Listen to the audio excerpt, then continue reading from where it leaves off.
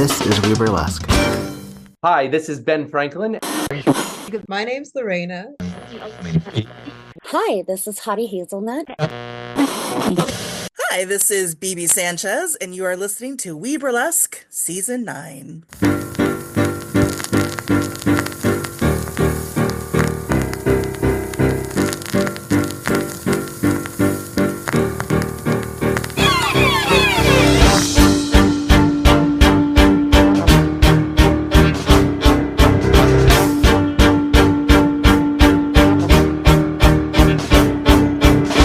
This is We Burlesque podcast, and I'm your host, Victor Devonne, and through the miracle of fiber optics, I get to talk to nightlife individuals, usually in the field of burlesque, and today is no exception. Today, I'm very excited to have Whisper to Corvo with us. Hello, hello. Hello, hello. Where did you get such a name? My name actually came from modeling. Oh. I started burlesque from the world of modeling. Mm-hmm. But when I picked my stage name, I was actually picking an alternate model name because my normal legal name was the one I used for my Naked in the Woods photos. Oh, I see. And I wanted to be taken seriously as a gothic lingerie fetish model. So I needed a new name. How long ago was this? Oh, Jesus. 19 years ago. Okay. Yeah. Yeah. That's time is wibbly wobbly, and it happens all at the same time. So that's all right. Yeah. Yeah, I Yeah. started burlesque I about 19 years ago, so I Oh, feel nice. you. I Yeah, I started 17 years ago. yeah. Yeah. What got you into being in front of the camera? I had a family friend photographer when I was a teenager who took some fantastic gothic in the graveyard, Of course. romantic, dreamy, really kind of like basic goth kid Mhm. photos for me. And then when I turned 18 at my 18th birthday party, I said, I'm 18 now. And I took off my clothes and he went, What is happening? And took some pictures. Poor man. Mm. Poor, actually decent, wonderful man who was very confused. But it clearly stuck Yeah. because you've been in front of audiences and in front of cameras ever since. Uh, why do you feel that the Gothic subculture, if not just the aesthetics, lent itself so well to you? Uh, Amusingly, I like the quirky, I like weird, I like the romantic clothing. So I was always more of a romantic goth instead of like an industry goth. Wasn't Mm. like a club goth kid. I love the music. Can you give I loved a lot of things. a media reference for what a romantic goth might be? Oh, like Crimson Peaks. Ooh, yes. So like I am here for the mourning garments and the ridiculous amount of lace that was handmade and took people's lifetimes all in Mhm. one item of clothing. Yeah. Where it took you a day and a half to get dressed. Yeah, Yeah, with yeah. help. Of yes. Why should normal things be easy, right? Well, there's also a certain level of discomfort and pain associated. So you're cinching to the point of well, some, not everyone, but often you're cinching to the point of discomfort. The shoes are never quite the right choices. There's a lot of neckwear frequently. We Yeah. we do these things to ourselves. Well, I'm more like the Wildwood fairy that just kind of likes goth stuff. Mhm. Because I'm also the running barefoot through the woods in bright colors person. Okay. So it's a fun juxtaposition. Were you ever a Renaissance fair person? Oh yeah. Oh yeah. Oh, absolutely. Worked all throughout Northern California at Renaissance fairs for a while. As what? Were you a Uh, wench of some variety? I was a belly dancer, but I hung out Oh, with pirates. of course. So I was a pirate. Okay. Yeah. Uh, in terms of piracy and the Renaissance Fair, I know that that became, at least in the northern side of things. So I'm from the New Jersey area. So our big uh, Renaissance fairs are Maryland and Tuxedo. Those are like Mm. our gold standard. Tuxedo, New York, and the Maryland Renaissance Fair. Oh, Bucks County too in Pennsylvania, to a lesser extent. But the pirate, I know the pirates and the Robin Hood aspect of they don't quite match up uh chronologically with the Renaissance, but very Yeah. frequently they're fun and anachronicity is I think welcomed in many a Ren fair. Did you find that to be the case? Most of the Ren fairs I went to were populated by sword-carrying assholes. I'm sorry, the official term is SCA. Mm, And they were very focused on it needing to be exact. And the people I performed with were the exact opposites. So that was always a very fun juxtaposition. The closer to nobility you got, the more aligned with the SCA you tended to be in the fairs that I ended up in. mm, yeah. There's going to be, I mean, I was for me it was Rocky Horror. Audience at home, take a shot. I mentioned Rocky Horror, where we had the screen accuracy folks, and then we had but I just want to dance around and wear lingerie, some variety, and safely explore my sexuality. So I think every subculture industry has that. To that end, Absolutely. also so does burlesque, doesn't it? Because Absolutely. we as burlesque people spend a lot of time talking about what is and what is not burlesque. With my babies, and any newbies that I end up talking to, I always say, if someone comes to you and tells you that this is a rule, and if you don't follow this rule, you're not doing burlesque, you need to look to who they consider to be their peers and their mentors, and you need to find the rule followers. Because if you don't find those rule followers, if you're finding pioneers, if you're Mm, finding rule breakers or people who have championed entire new genres, then what you're seeing and what you're hearing from this person is them trying to keep you in one space. And that's not necessarily burlesque. Also, like, I don't know, like we have fantastic names like Pearl Noir who dances barefoot. We have fantastic people like Tigger who breaks rules just by waking up in the morning. And I would prefer my name to be spoken amongst their likes mm. and not the nameless folks who just go along to get along in burlesque. Well, it usually is self-validation that they are looking for, is the naysayers or is the, for lack of a better expression, the gatekeepers.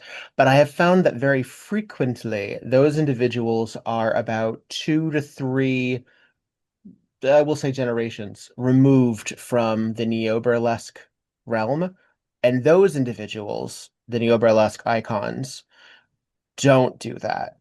So I don't know who they learned that necessarily from.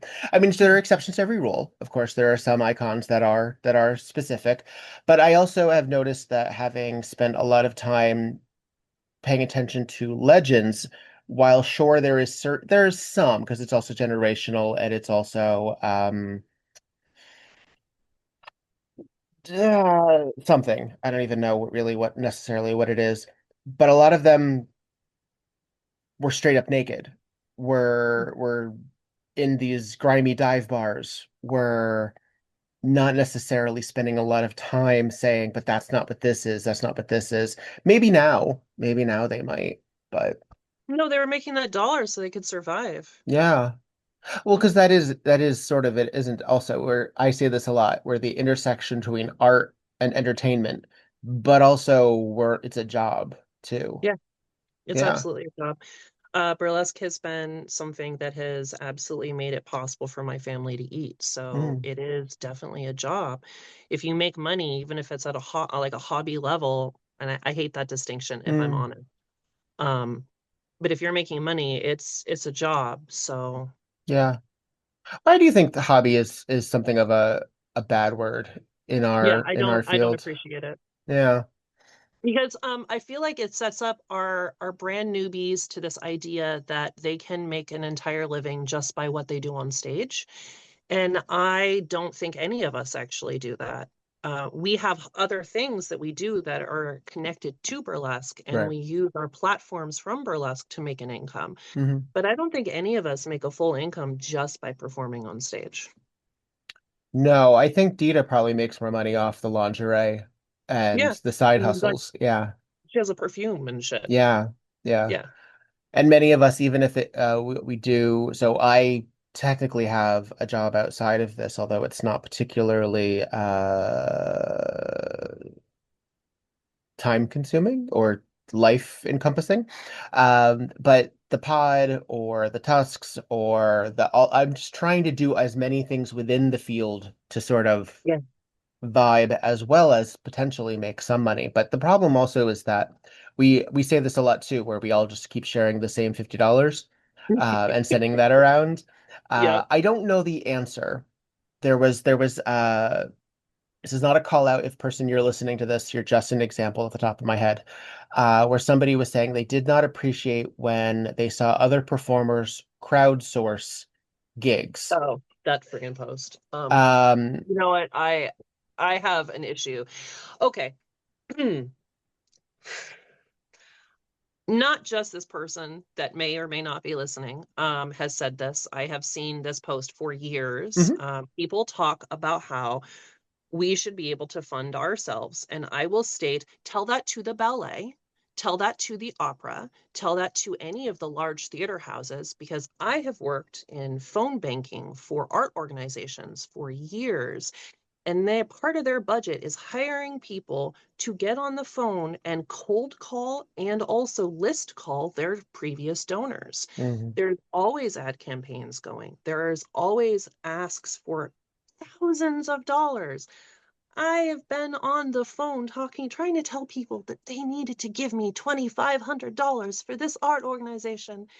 And it's, if they are allowed to do it, why are we not allowed to ask for funding? And our access to how we can ask for funding is dramatically different than some of these other art organizations. And if it's crowdfunding to go to a festival, wonderful. Festivals are where we get our names out there and we get to show off the incredible art that we've made. If it's crowdfunding to go on a European tour, fantastic. That means more people are going to see your art and you're expanding your network. If I have $5 to throw in or $25, I don't see a problem with it. If I mhm. don't have the money, clearly I'm just going to keep scrolling. Right. Yeah.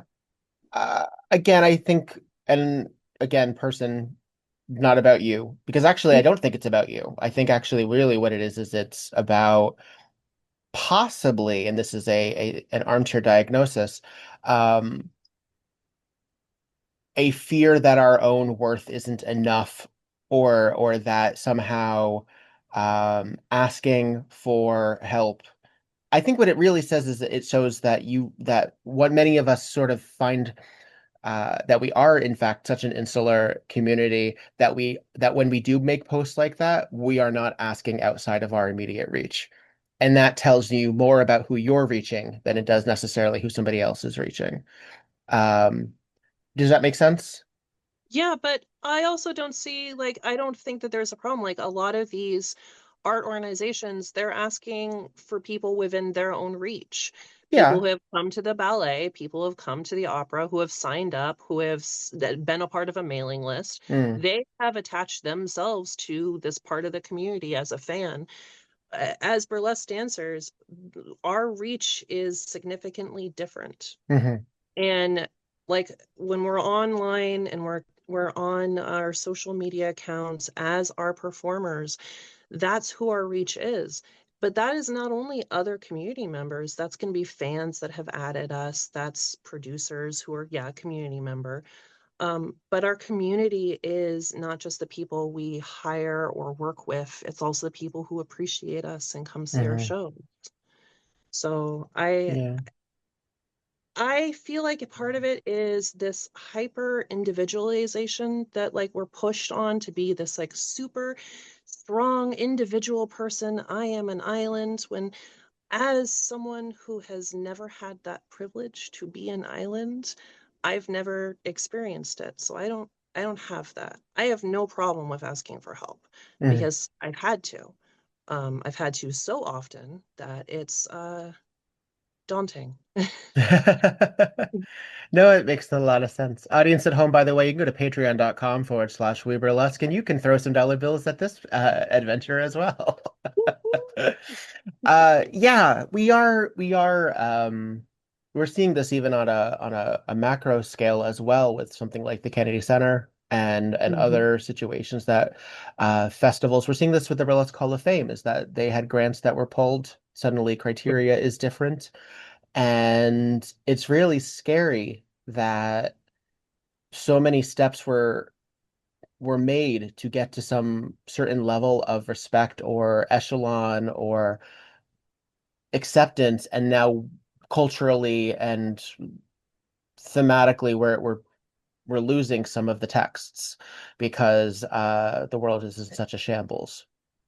Well, But if we look through history, we see that this is a repeating pattern. mhm, And now is the time for our listeners to make sure that they're buying the books about burlesque and they're tracking down all the posters that they have all of their own histories set. mm, So like you're in a festival, steal that set list from the backstage after the festival's over. yeah, You know, make sure you have all your festival tags and your programs and you get all the books from make your our wall. people.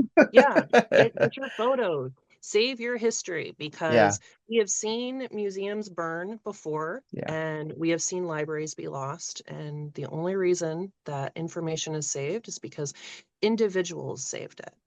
So place your trust in the individuals and still support the organizations that you can. Mhm. Yeah. Well, because we're also at a point in history where we've never had the ability to archive so much because we have the technology to Yeah. preserve.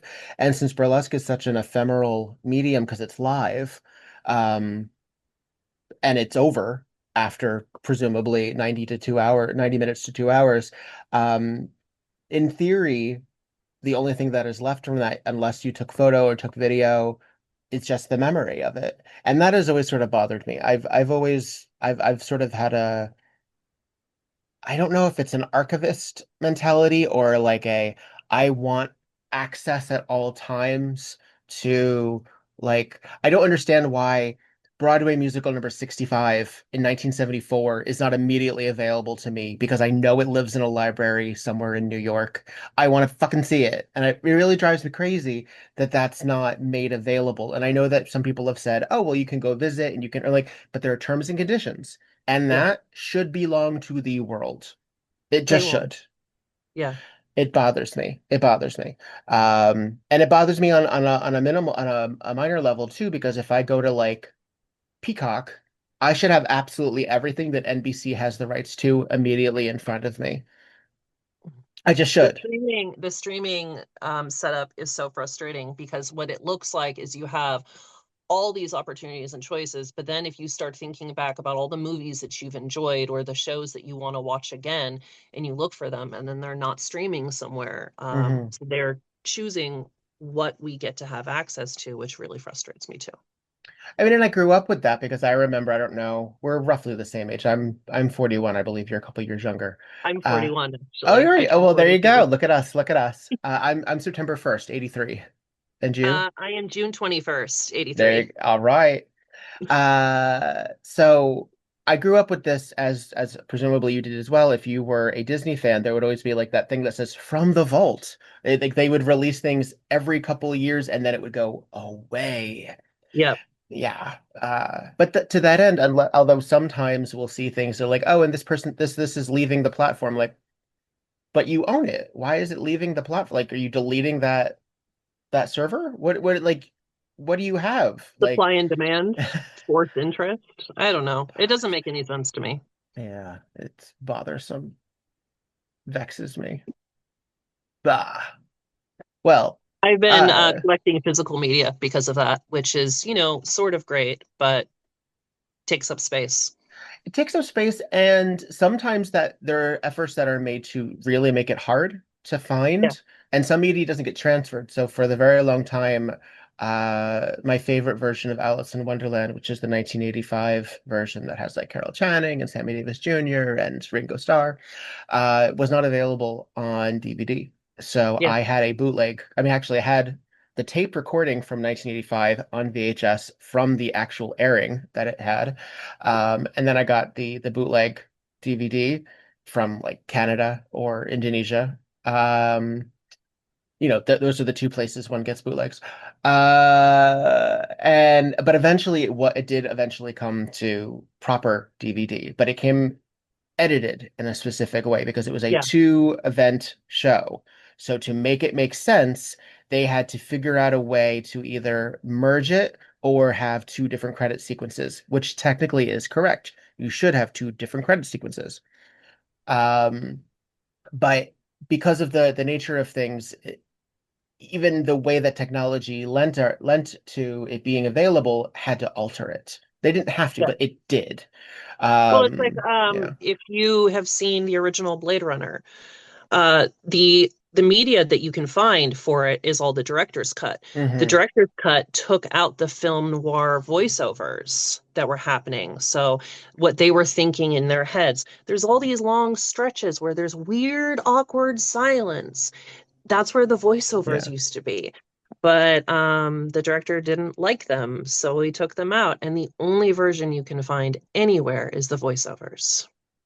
Yeah. Which even Is without the is voiceover. without, which I recall even Harrison Ford didn't particularly enjoy. But yeah, and I guess that also gets into sort of death of the author and how much of these does this property belong to the person that created it if it's going to then be available to everybody else. I don't know. I mean, if we've learned anything from George Lucas, maybe sometimes the author needs to step away and not quite have so much My access. husband used to work in a video store in a mall in San Rafael. And George Lucas hates or hated DVDs and refused to release anything onto DVD for a long ass time. Hmm. And even went into Suncoast, where my husband was working, and threw a total Karen fit because why didn't they have signs in VHS? And Paul looked at him and said, "I'm sorry, Mr. Lucas, we only have that on DVD." And he turned around and he kicked a display and stormed out. Uh, Magical man, magical. Complicated man. Yes.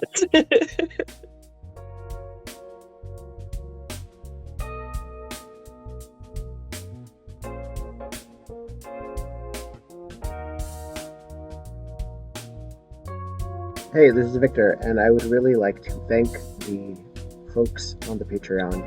It really does make a difference. I know this is one of those times in the world where we're like, who the hell has the $20? Who has the $5? Who has $1? Well, if you do, thanks. If you can throw it at me. I understand that we have a lot of other concerns out there, what with social justice and also groceries. So if you happen to have it and you want to throw some dollar bills at the entertainment art that We Burlesque and Viktor Devonne puts out there, it helps me a great deal because there are some very real bills that come with podcasting. It's a lot of fun. It's all I know how to do, except dance around on stage and put on shows. But it does cost money. Ugh.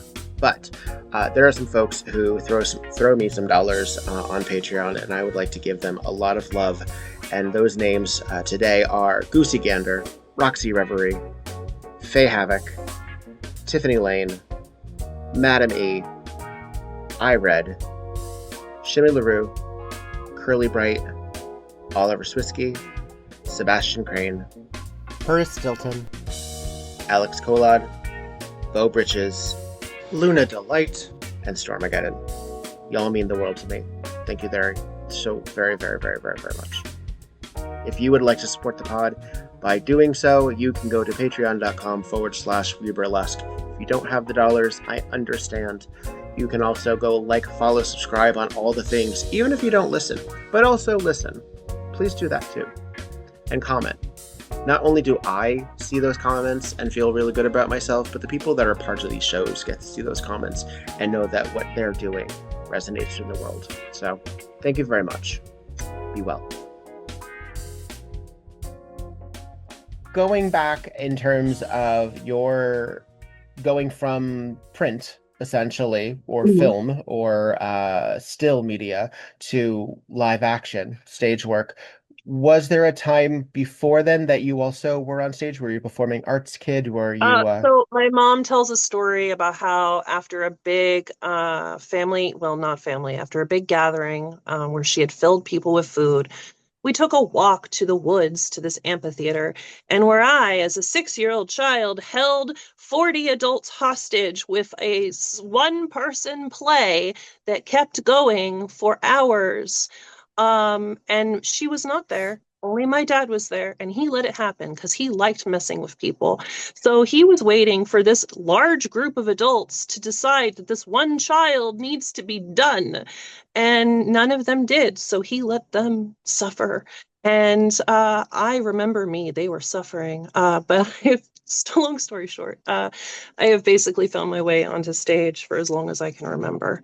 Um, so was that I what did. was that one person show an original character, or were you basing it on something? Oh, it was many, many characters. Oh, wow. I was so many people, which fits. No, but I've done theater. I've done some non-belly dance, non-burlesque dance performances. Mostly Shakespeare and belly dance is what I did. Where did you fall into belly dance? Did you have a mentor? Did you find it I wanted organically? to get out of PE. Hmm. And I was told that if I took dance classes outside of school and I instructor signed a note, I could get out of PE. And belly dance was the most affordable and the most interesting to me at the time. So I did like a couple times a week, I did a belly dance class Oh, instead in high school wow. because I was not going to run a mile in under 5 minutes. Fuck Well, them. yeah. Unless somebody's chasing you, I don't know if there's really a reason to run a mile in that. Right. And even at that point, I think I would weigh the options. I'm like, well, if what am I running from? What is the You know point? what? I wore Doc Marten boots. I would rather someone come chase after me and I'll kick them because I had the steel toe Doc Marten boots. That was my high school wear. I was not running a mile. There was a certain time, so yeah, we are the same age, and the sort of belly dance goth, steampunk, Yeah. neo-Victorian sort of situation was very prevalent. That's where White Elephant comes from. We were Rocky Horror, but we were invited to do like a neo-Victorian salon con, it was called, in Fun. the wilds of like a Hyatt or a a Marriott. Um, yes, White Elephant. Our regular playground was the DoubleTree Hotel. Uh, Fantastic. Beautiful. So wild. well, it was cold in Jersey, and they didn't want to compete, I guess, with the proper fair season. So all of this was like in February and March, and nobody wanted to be outside at that point. No, I mean, Uh, no one offense. I just love how I love how ridiculously boring most hotels look like, especially the ones with convention centers, and then yeah, the very weird, wild, wonderful things that happen within those walls. yeah. Compared with their carpet patterns, delightful. Absolutely delightful. Were you someone for whom cosplay or conventions were a thing as well? No, I never had enough money for that. Hmm. That was absolutely one of those things that when I came into burlesque, my costuming skills was I knew what a hot glue gun was, Hmm. and I could sort of do a really bad hand straight stitch. Okay. So I've developed a lot of skills and I've learned a lot of costuming skills from cosplay tutorials Okay. that I utilize in my burlesque costumes. Well, the reason I ask, obviously, and for the audience at home, I will let you in on this, is because the most recently time that I've seen you was at the Kiss My Grits Atlanta Festival, where Yes. you stared down and stripped down as Loki. Yes. Uh, is that evocative of your style of burlesque with the sort of menacing kind of grr? So Sailor St. Clair has given me literally all of my taglines, magically. In fact, am not taking any more unless she gives them to me because it's a tradition at this point. And she called me the meanest person in burlesque. And I love that because the first thing I do happens when I say this is people go, oh, no, you're so nice. And I'm like, yeah, it's not me backstage. It's me Mm. on stage. So I can do some pretty flowy, soft shit occasionally, but the general thing I'll do on the stage is snarl and slap my thighs so loud people in the backstage 3 buildings over heard me. Hmm. And because I want you to hear me over the music, you know? It doesn't have an impact if you just see the impact and you don't hear the impact. Anyways, um, but I mostly the character Whisper is definitely more challenging and in your face, and I love that about this persona. Hmm. Um, but it's definitely a very common thing I do in my acts. Yeah. Are you more of a whisper than a scream, generally speaking? Do you find? So my name actually, it came from the photographer I was working with telling me you need to have a different name because photographers are stupid and we will only see what you have shown us. So your Tristan shit's all artsy and beautiful. And if you want to go somewhere else more gothic, you're gonna need a name. Hmm. And then we looked on Model Mayhem Of at all course. the models I wanted to be more like. And little did I know they were all burlesque dancers. So I liked this 3-part name. And I was like, Mm. cool, we're going to make a 3-part name for me, but we're going to utilize a family joke. I'm a very loud individual, so we're going to call me Whisper because I'm probably not likely to do that. And then I wanted to incorporate crows into my name because I raised crows when I was a teenager and I Mm. love them. So I am Whisper de Corvo. Mhm. And it's Portuguese. I am not Portuguese. People can be mad if they want, but I don't mind taking from colonizers. So here we go. Argue if you want or not. You are, I believe, actually, your heritage, you're indigenous. Is that Yeah, correct? I am indigenous. I am mixed. I have, well, my grandfather was an Irish princess. So, Okay. Sure. yeah, yeah. What is of the First Nations, what is your tribe? Is that the correct terminology? Yeah, on my mom's side, I am Nez Perce, and on my dad's side, I am Comanche.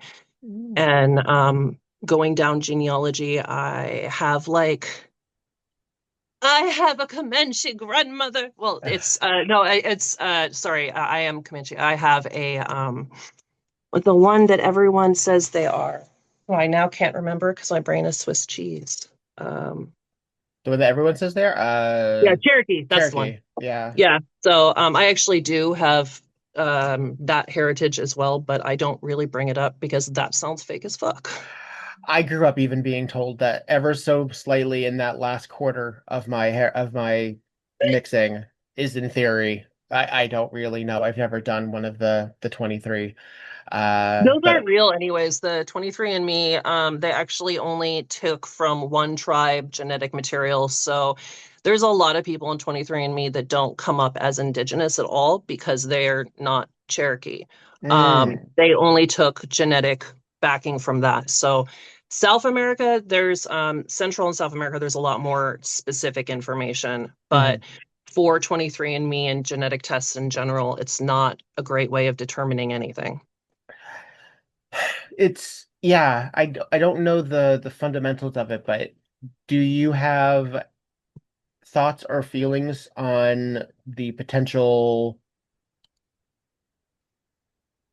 problematic aspect of land acknowledgement before shows or Ooh. things like that? Yeah, I do. Um, I don't think it's enough, Mm, so I don't like them. I personally do not like land acknowledgements. Super here for people who do.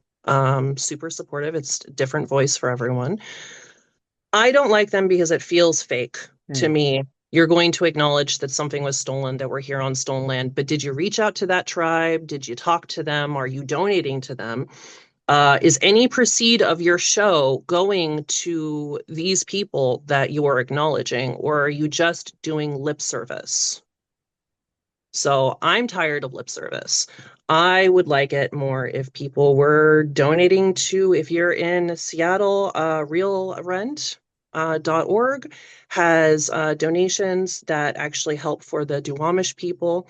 There are lots of organizations people could reach out to. They could ask questions of, they could do anything, but just saying, hey, we acknowledge this. Great, cool.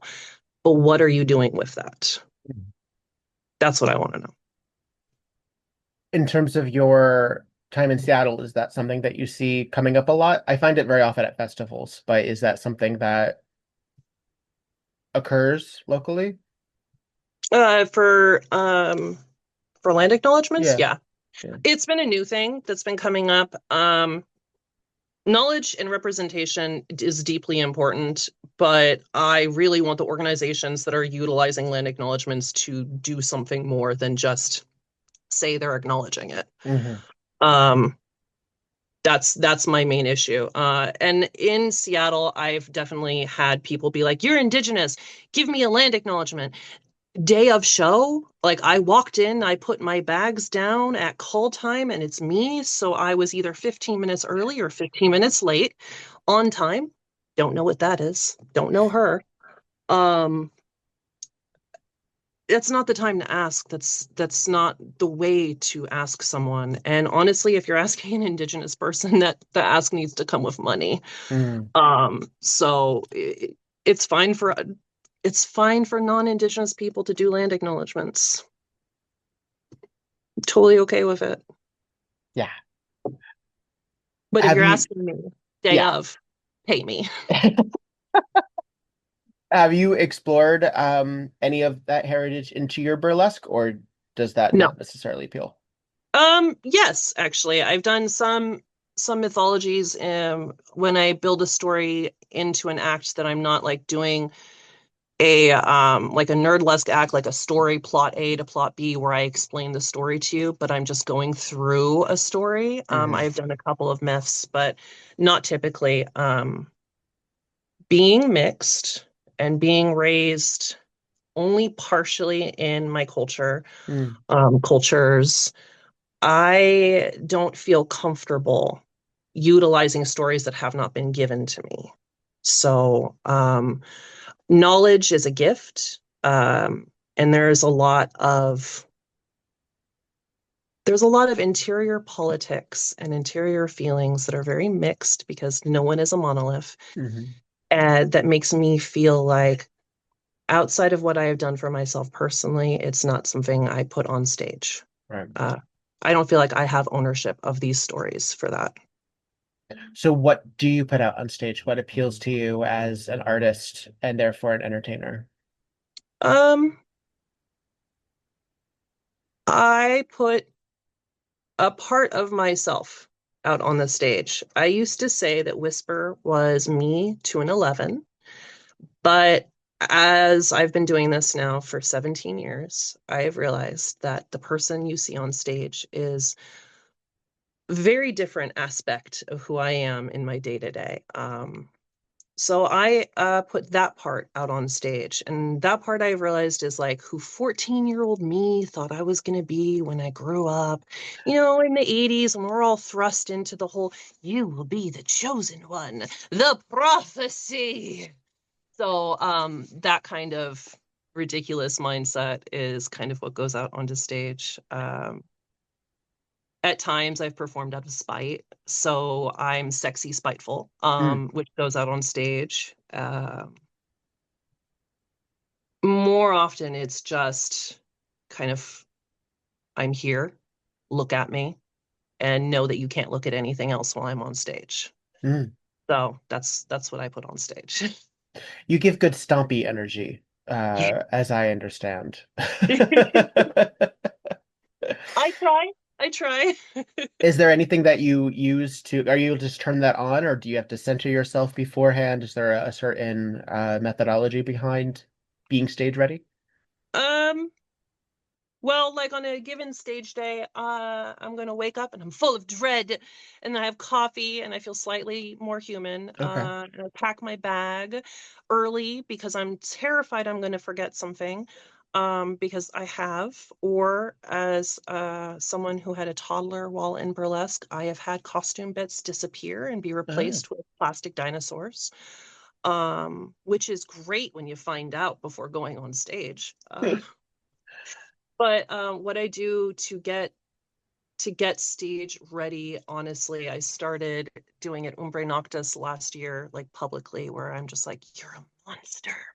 You're gonna break their legs. You're gonna pop their pasties. You're gonna burn their cities to the ground. And that's the energy I take on stage with me. Any decompression afterwards? Do you leave it all out on stage? Do you leave huffing and Yeah, I leave puffing? it all out on stage. Mm. I actually usually come off stage. I love this one because when people tell me about myself, that's always really funny. Because people will be like, "You're so confident," and I'm like, "I was shaking. Like I took my high heels off before I got on stage because I knew I would fall. I was shaking so hard. So I don't know what you mean about confident. I'm just an asshole. I put all of that that energy on stage and then I leave it there and then I go back and I make myself a cup of tea and suddenly I'm a grand them, wrapped up in my little blanket backstage, a little cup of tea, talking about flowers. So yeah. Uh, did you learn from burlesque different things about your body or Mm. your expression? What did you think? What do you think that 17 years ago you didn't necessarily have a handle on that you're like, oh shit, that's what I've learned. Everything, Yeah. honestly. Burlesque has taught me an extraordinary amount of things, like a full ass library. Hmm. I had all of that toxic ideology about what our bodies are supposed to look like, how they're supposed to move, who is supposed to be looking at them. I, yeah, I learned a lot from burlesque. Um, and a lot of wonderful things. Like you learn some stuff because burlesque is full of people and Hmm. people can be toxic and problematic and wonderful and kind. And I have learned a full spectrum while in burlesque. But I have absolutely learned a lot more acceptance and love about my body, about it was never really about other people's bodies, but sure, let's throw that in there too. It was always really about me, but I've learned a lot and I'm still learning, Hmm. but I feel like that's a lifetime thing, It should be. I mean, hopefully. If you're not hopefully. still learning, I don't think you're paying attention to what's going on around you because you shouldn't have it all figured out. No. No. Every therapist is also in therapy. Like Yeah, everyone is hopefully. still, yeah, every doctor still goes to see a doctor. Like teachers still go to teacher. Like this is important. And I think a lot of people also we learn from our students or we learn from the people Yeah, that follow us because we also shouldn't have all of the answers because culturally we might have been mistaken because we have all the baggage that came 20 years ago as well. exactly. I just took a class from Venacalo actually, about improv. Now, I have been doing improv and burlesque forever. Hmm. So I thought, okay, I'm going to sit here and I'm going to be supportive of my house baby. And I'm maybe she's going to explain something in like new words, but she starts her class off with some really fantastic exercises on how to handle anxiety, because your anxiety can be the number one thing that can stop you from feeling capable in doing any form of improv. And so she walked us through some fantastic exercises for dealing with anxiety. And then like didn't get into improv games that first class, but I did learn a lot that I didn't expect to learn, and that's one of my burly babies there. So I love Are that. are you a protective parent? I um I have not been given cause to find out. Mm, I am more likely to speak first and think tact less if it's for someone else than I am for myself. I am protective of my friends and of newbies in general. So I assume that if I am given the opportunity, which hopefully I won't be, that I am a scary protective burly parent. I am certainly a scary protective parent, so it in your in fits. your in your non-makeup life. Yeah, yeah. Yeah. As a parent outside of burlesque as well, does the child and or children know what the parent does?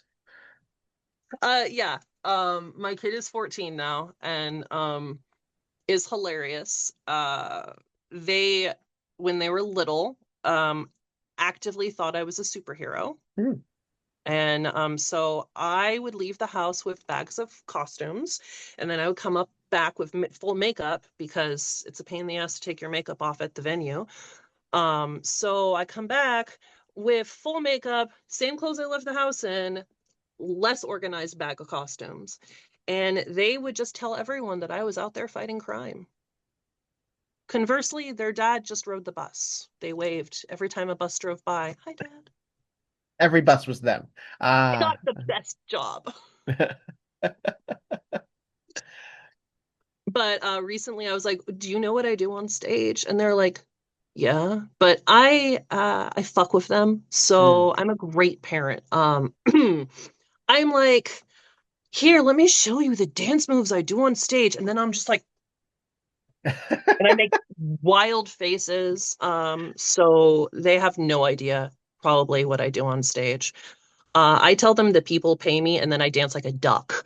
A Like, duck. let me show you what people pay me to do. So, no, I don't think they know what I actually. I also don't think they care. They Mm. know that clothing comes off, but I'm pretty positive that they think that the dancing I do is the dancing I show them. Hmm. I mean, and in a way, Kind of is. the step isn't that far. I You're have just an a little bit act more where I menacing. am I have an act where I am entirely dork dancing, is what I call it. I decided as a nerdlesque idea that I would be Balrog, but what if Balrog was just misunderstood? We misunderstand each other so often, and sometimes someone what looks aggressive is just excitement. So I decided that Balrog was just lonely, and I dork danced to Call Me Maybe. Uh-huh. Yeah, Uh-huh. yeah. So you shall not pass until you give me these digits.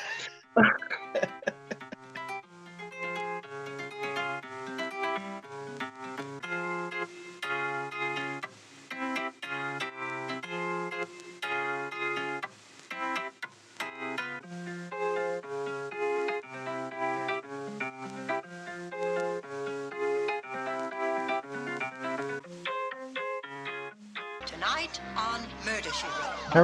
Hey. Hooray! It's Yeah, kind of Piper Laurie and Brenda Vaccaro had a love child. thank goodness. I want to know These her. nails. Yeah, where's her series? That's what I She's want. fabulous. The son is Joaquin Phoenix. I know, isn't that nuts? And he is an ugly little kid. I'm sorry. We're just like, hey, remember when this guy was in this obscure Broadway show in 1976? Right? Look at him in those tight pants. Yum. Well, because there's not a But we lot do really get, going on. It's yeah. supposed I mean, unless you're listening to the dialogue, which frankly, audience at home, you can do without us. We're just Yeah, do learning your own about work, some of these damn it. backstory. But Right. Boswell put her up to it. Yeah. And then Trish had to be killed because she realized that Boswell didn't have her interests at heart because Teddy was the inheritor. Yeah. Playing her like a fiddle. Oswell knew it, and Trish just gulped it down like one of those martinis. And then tossed it onto the law. And then lost her head. Poor Trish. Trish loses her head. This is Victor Devonne. And this is Petra Fried And this is Tonight, on Murder, She Wrote. wherever you get your podcasts.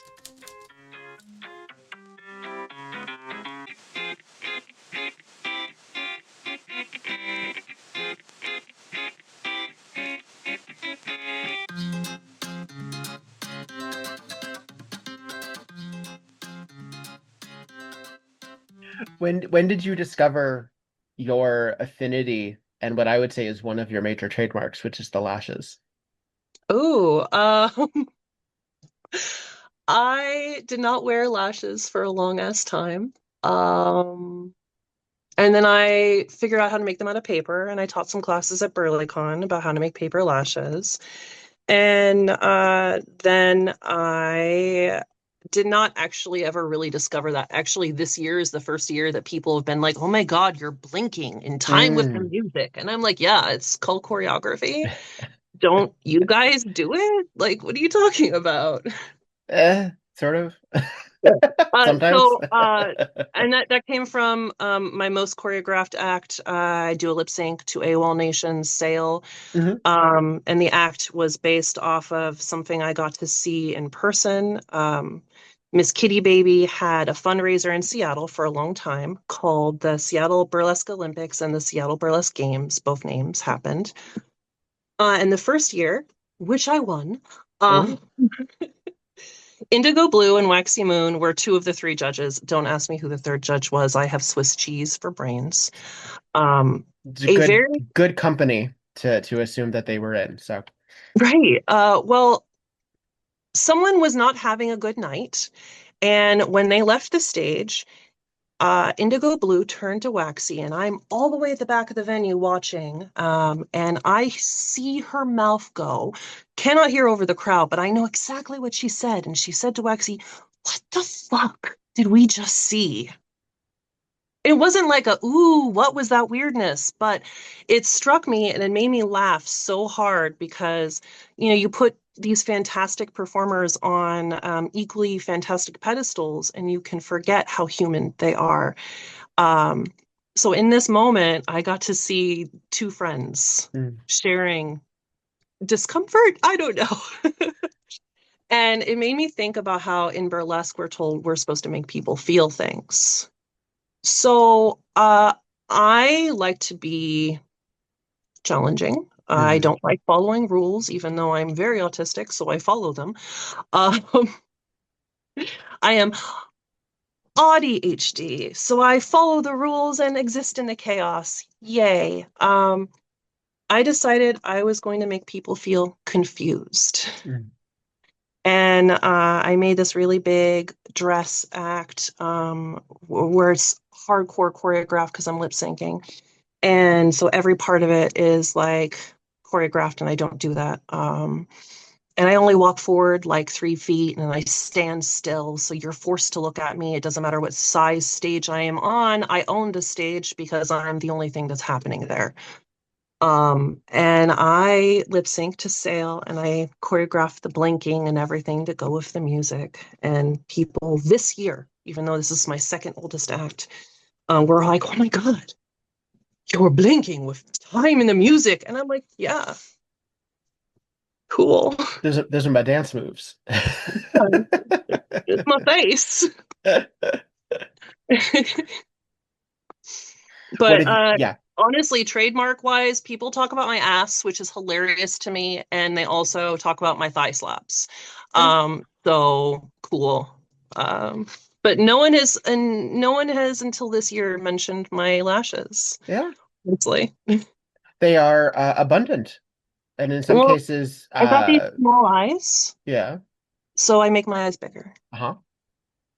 Yeah, the underlash, lower lash goes is on essentially it's on I don't know what this part of the cheek is called, but it's under the eye Mhm. pocket. I think it's at the pocket, maybe. I don't know. Yeah, it's right on the edge of my eye socket usually. Yeah, where you would So put like cucumbers to like right, totally. But I glue lashes. I learned this from Luminous Priya. So for a well, long time he did the under eyes and the eye pocket uh-huh. was amazing and Yeah. weird and avant-garde and wild, and so I tried it and I liked it. And also you have this gorgeous sort of oil slick blue green frequent color palette that I've discovered through going through your Instagram Yeah. and such as that. Is that a palette that you stick with in it very frequently? Um I've always liked blues. Uh-huh. I like the cool colors. I like anything associated with water. And recently, within the last few years, I've really leaned into green. I've always had green acts, but I've really leaned into it. I deal with a lot of anxiety, and I learned that the color green helps me calm down. So Mm. I just kind of surround myself with green in all aspects of my life, on stage and off. I did not for a very long time use a lot of color in my makeup, which to this day is sort of strange to say, considering that's what I'm most known for, is the sort of watercolor eyes. But for when I first started, I would just paint my face with, at that point, Ben Nye, eventually Mayron, and now I'm back on Ben Nye. But I would use like lipstick, and I would get like fuchsias and reds, but often like purples and like, shades of it. And then I needed a green at one point, and I didn't like any of the green lipsticks that I was finding because they were like cheap and Halloweeny and like that spirit kind of Yeah. texture. And I was like, I guess I'll go with the NYX, and it changed my life. It changed my life. And to think that I waited 10 years is Isn't insane it to me. wild? It's wild to me the things we learn. Like I didn't know anything about prime. I knew nothing about makeup when I Mm, started burlesque, to be clear. And I've learned from other burlesque dancers. But I used to be like, what the hell is eye primer? Why would I use that? It's just an extra way of taking my money. But no, it's very useful, actually. I use way less eyeshadow. as a burlesque parent, do you impart these things to your children? How many kids do you Absolutely. have?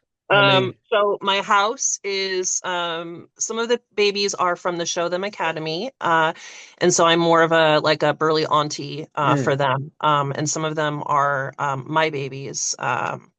So I have like 10 right Oh now. wow, Um, it's a big family to spread attention all around because we are needy people.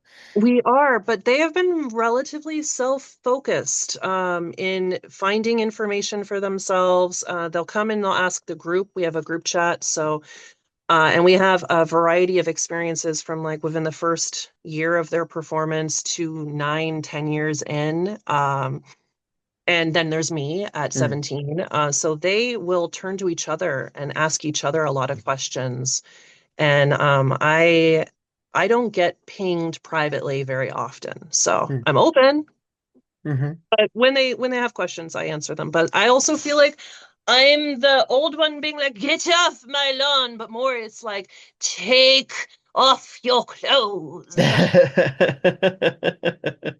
But yeah, I learned a lot from performers, so I am always being the person being like, hey, have you thought about this? Or I learned from so and so this old showgirl trick. And yeah, Yeah. What do you work? information should be for all of us. Hopefully, if done correctly, if shared correctly. What are you working on right now? What is your first half of the year? My God. Oh, Uh, God. Um, this year has been wild. I've gone to more festivals than non-festival shows. So I'm not really building a lot of acts this year. I have one act I've been building for 3 years that I'm still building. And I'm just gonna build it until it's done. I don't know. I don't do this. Normally I have a deadline. I have a show and I'm like, okay, I'm gonna make an act for this show. And then I'm like, it's only going to happen one time. And then I do that act for the next 10 years. mm, And versus when I build an act specifically just for me, I'll do it like twice. mm, yeah. What do you think some of your favorite hits are that you Oh, have? well, my Lady Loki and my lip sync are my oldest acts that I'm currently still doing. I honestly, now I really like it when I get a invitation and I can just throw a song and some random costume pieces into a bag and play and improv and kind of it's not really a one-off so much as it's just performance. Hmm. 4 acts that I have already. I like my lip sync a lot because it's kind of wild and unexpected. I just like being on stage, though, Hmm. honestly. I don't do acts I don't like. Mm. Hmm. Well, I've seen you with the pumpkin head. I've seen you with a stormtrooper mask. Yes, Uh, Captain Phasma, thank you very much. oh, yes, you were, weren't you? You were a Yeah. Phantasma, weren't you? How do you find that femininity applies to you when you're performing on stage as a non-binary human being? Um, hmm. Well, I don't think about it. Okay. I think about what the music is telling me. I think about the ways I can play with my costume and how it'll read. I find that I play a lot with masculine movements, Mm, movements that are commonly considered more masculine, because I like the juxtaposition with what my body looks like. hmm And I like how it's read. People read me as extremely feminine on stage, and that's funny because the times that I feel like the most high femme are actually the times I feel the most masculine in my skin. So I don't think about it that much. I just put myself on stage and I decide the music and the costume. hmm You give, I mean, speaking of Phantasma, you have, or wait, Phasma? Phasma. Phasma. Yeah. Jeez. Phantasma is something else. I believe is a Giallo movie. Um, Good hench person energy. Like you seem like the tough, and I like it. I like it.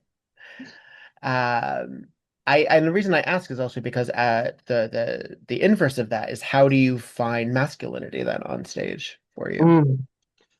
Mm. So one of my first spite acts, which was actually the first act I really like started slapping my thighs in and snarling on stage, like on purpose, Hmm.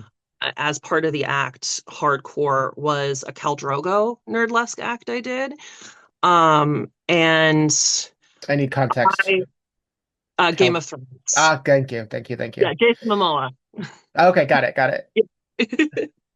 That's what a lot of people will consider more masculine because I'm stomping, I'm like cock thrusting, various As things like Jason that. Momoa, you would sort of have to, Um, wouldn't you? right, but Mm.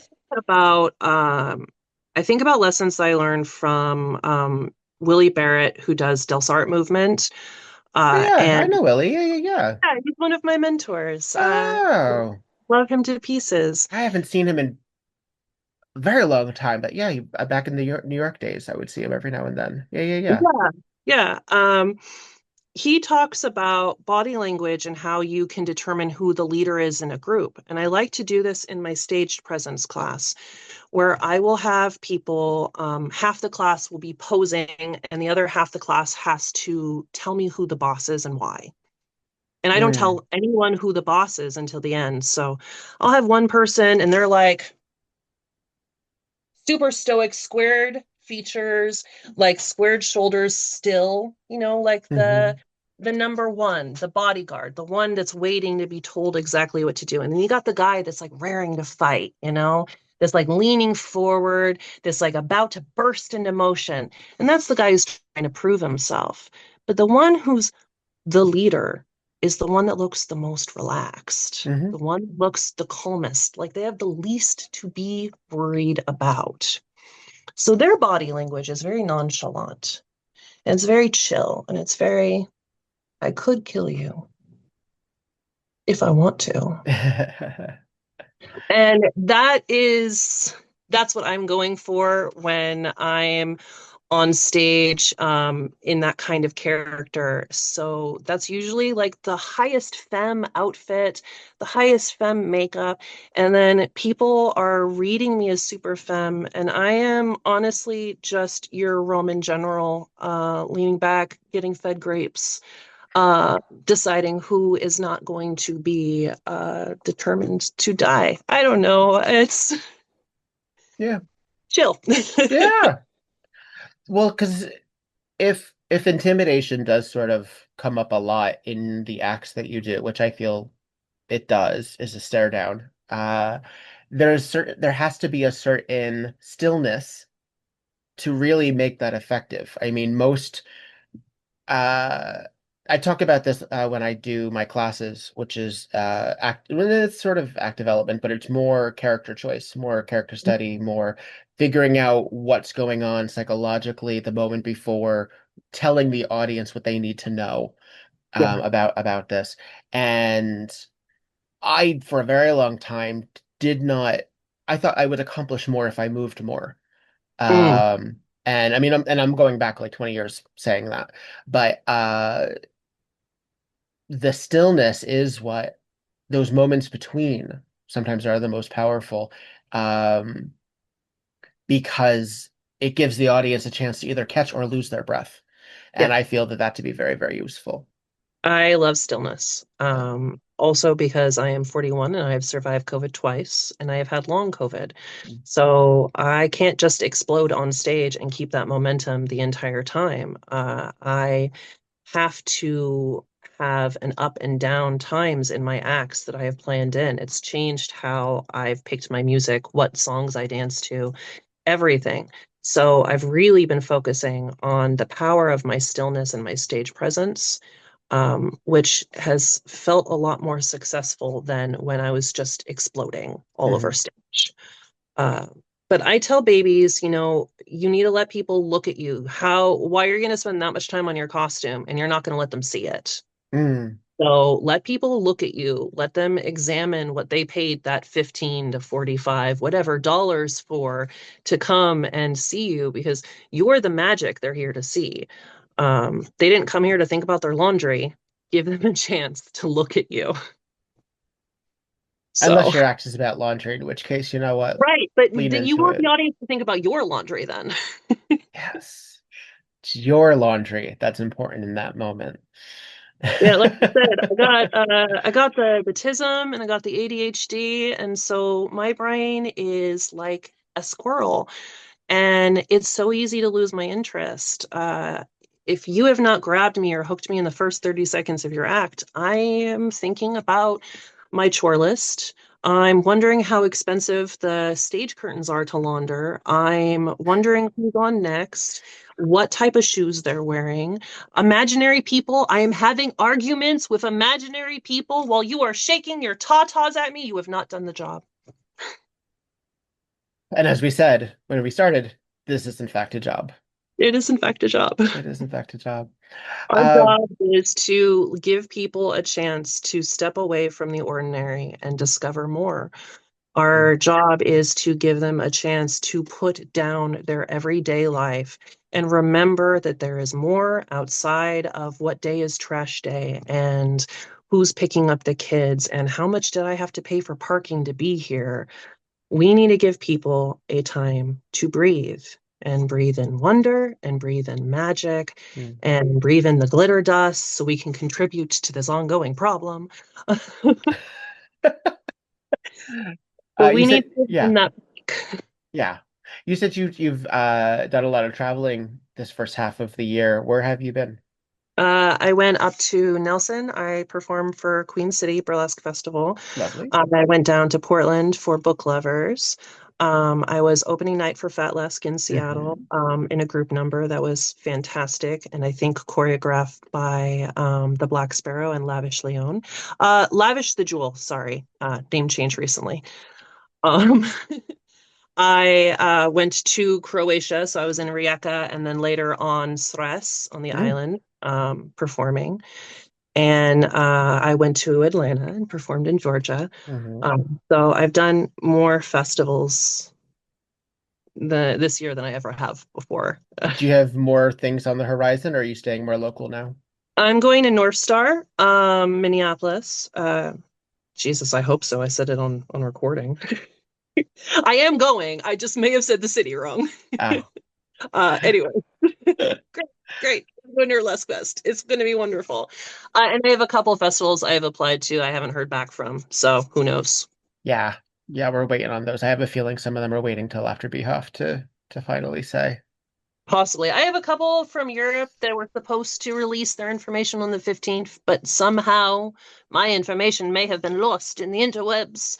And I am deciding if I'm going to reach out because maybe I don't have that money to go back to Europe. That's a lot of money. What was it like traveling internationally at this interesting time in our lives?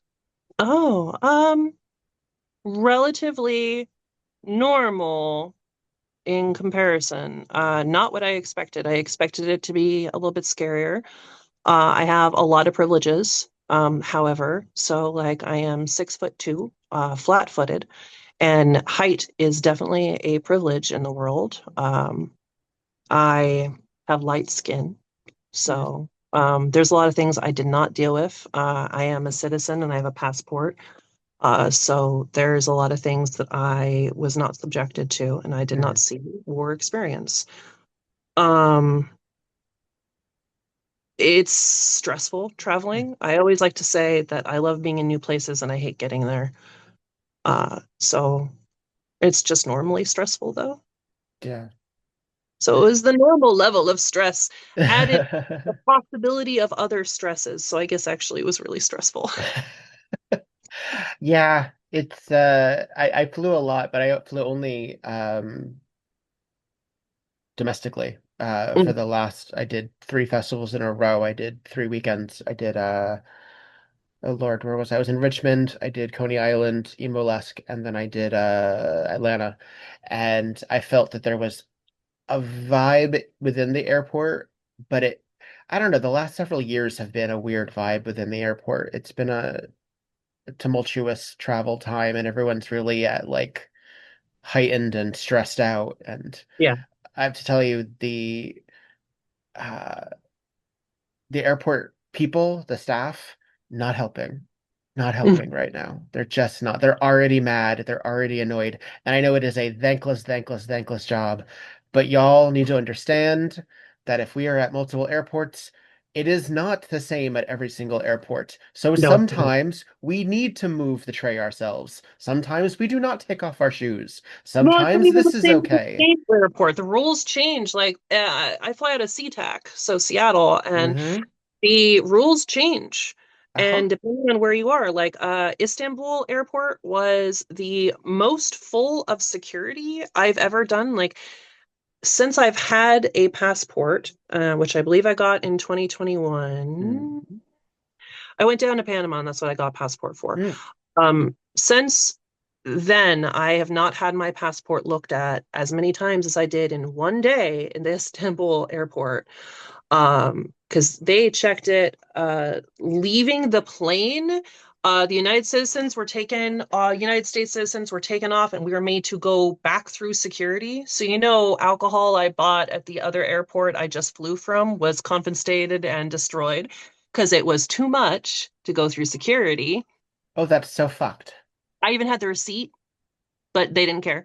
Um, so in revenge, I bought lots of candy. Wow. Revenge. So while getting off the plane, they checked it. They checked it two more times before I got to my security. Then I get to security, they check it, and then I get to my gate. And before I can go into my cordoned off gate space, they checked it two more times. Huh. So yeah, it was wild. My passport was checked like so many times in that airport. I thought we were bad. Wow. That's so e- exhausting. My Yeah. God. Yeah. And our gate was really far away, so I feel like I had to walk a mile just to get from where my plane landed to where the gate was. It was stressful.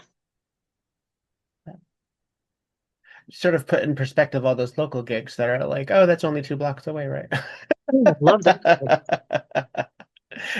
Although Washington is sprawling. There are pockets and neighborhoods, and I don't still understand all of them. But I barely understood New York before I moved. Amoeba that spreads and eats neighborhoods nearby. So even that Uh, suburbs going to become part of Seattle. See, every once in a while, somebody will say, "Oh, that's such and such," and I'm like, "I don't know what that means. I just don't know what that means." The only one that has All stuck with of our me is neighborhoods have personalities, that's for sure. the only one that stuck with me is Capitol Hill, and I don't even think I've been to Capitol Hill. I don't.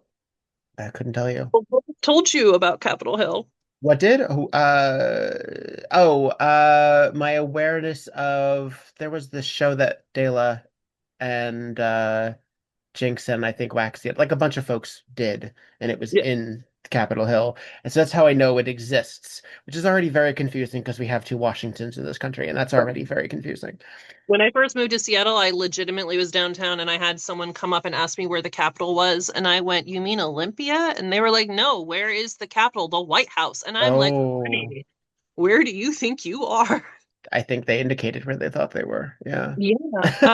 They were very surprised. It was a moment I got to experience.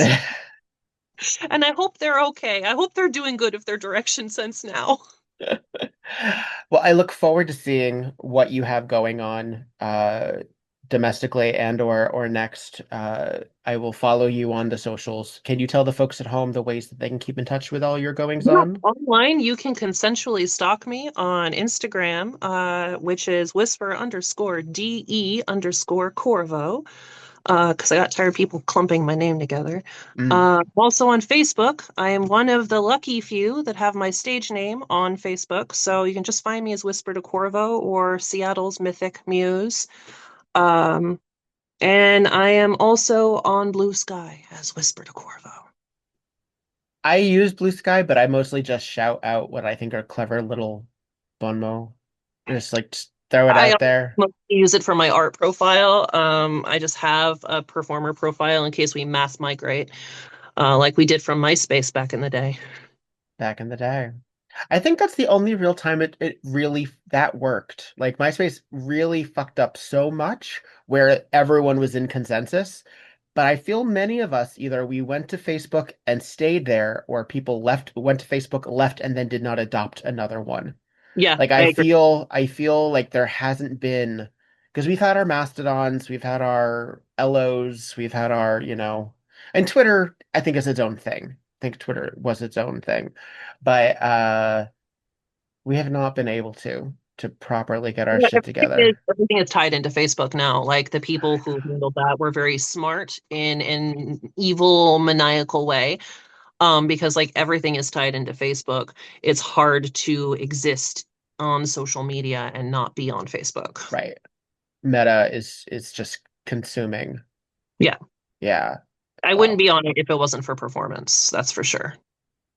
I'd like to think that about myself, but that's removing so much of my life that I can't Right. even possibly think of it that way. Only because I had LiveJournal before I was a performer, essentially. Yeah, because I was in high school. But it's roughly the same. It's all the same. Yeah, I know how to do it. Yeah. Well, darling, it has been a pleasure getting to know just barely skimming the surface of you. Thank you so much Hopefully, for having me. of course, hopefully we'll be able to share a stage and or a backstage at some point soon. I do hope to make my way back to Seattle early next year. I'm in talks, but I'm not at liberty to discuss. And how Those. They're mysterious and wonderful, and I hope they work out to everyone's benefit. continue to thrive. Darling, be well. Mwah. Thank you so much, and Ah, talk to you soon. talk Folks to at you home, soon. thank you for listening. $3 bills at thepatreon.com, and don't be mad at other people for throwing bills when they need to.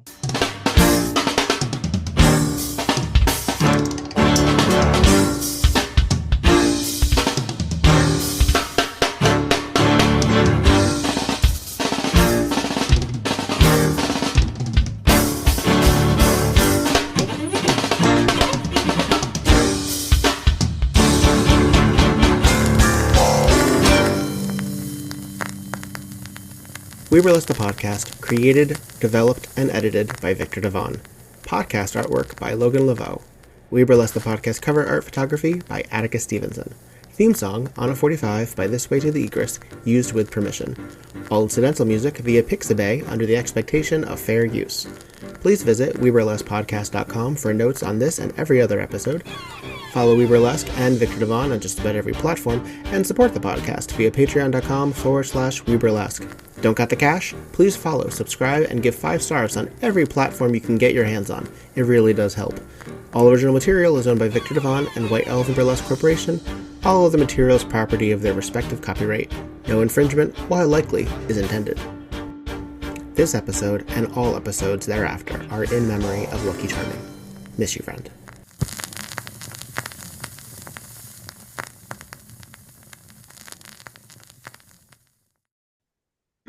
And that's it. Woohoo!